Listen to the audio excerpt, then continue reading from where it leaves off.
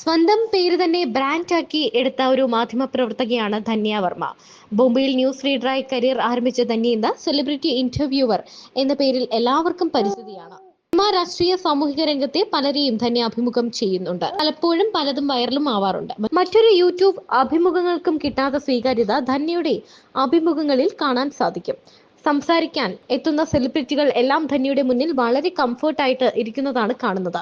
ഒന്നും താൻ പ്ലാൻ ചെയ്ത് നടത്തുന്നതല്ല എന്നാണ് ധന്യയുടെ മറുപടി. ഇപ്പോൾ ബെസ്റ്റ് ഇന്റർവ്യൂവർ അവാർഡ് മൈൽ സ്റ്റോണിന്റെ അവാർഡ് ധന്യ വർമ്മയ്ക്ക് ലഭിച്ചിരിക്കുകയാണ്. ഇതിന്റെ സന്തോഷം പങ്കുവെച്ചുകൊണ്ട് ധന്യ വീഡിയോ പങ്കുവച്ചിട്ടുണ്ട്. കരിയറിൽ പലതവണ ബ്രേക്ക് എടുത്ത് തിരിച്ചു വന്ന ആളാണ് ധന്യ വർമ്മ.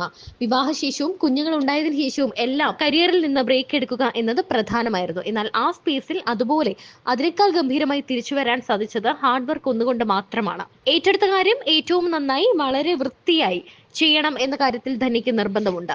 3 കുട്ടികളെയും വീട്ടിലെ കാര്യങ്ങളും നോക്കി തനിക്ക് ഏറ്റവും പാഷനേറ്റ് ആയിട്ടുള്ള കാര്യം ചെയ്യുക എന്നത് ഒരു ബിസി സ്കെഡ്യൂൾ തന്നെയാണ്. എന്നാൽ അത് താൻ ഒരുപാട് ആസ്വദിക്കുകയും ചെയ്യുന്നുണ്ട് എന്നാണ് ധന്യ പറയാറുള്ളത്.